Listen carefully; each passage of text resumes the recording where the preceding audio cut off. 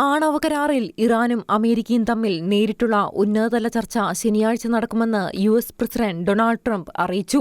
Israel പ്രധാനമന്ത്രി Benjamin നെതന്യാഹുവിനൊപ്പം oval ഓഫീസിൽ നടത്തിയ വാർത്താസമ്മേളനത്തിലാണ് ട്രംപ് ഇക്കാര്യം അറിയിച്ചത്.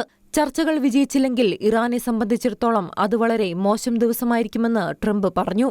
ചർച്ച പരാജയപ്പെട്ടാൽ ഏറ്റവും വലിയ അപകടമാകും ഇറാൻ നേരിടുകയെന്നും ആണവായുധം സ്വന്തമാക്കാൻ ഇറാനെ ഒരിക്കലും അനുവദിക്കില്ലെന്നും ട്രംപ് മുന്നറിയിപ്പ് നൽകി. ഗാസയിൽ നിന്ന് ജനങ്ങളെ മാറ്റിപ്പാർപ്പിക്കുകയാണ് പ്രധാനമെന്നും ബന്ദികളുടെ മോചനം ഉറപ്പാക്കാൻ ശ്രമം തുടരുമെന്നും ട്രംപ് പറഞ്ഞു.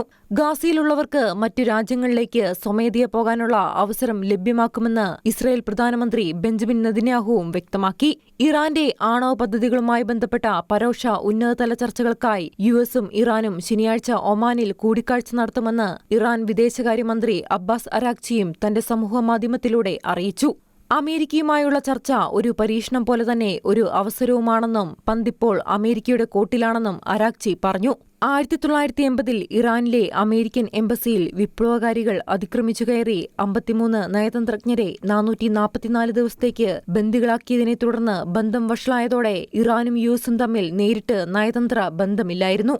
International desk Shekeena news.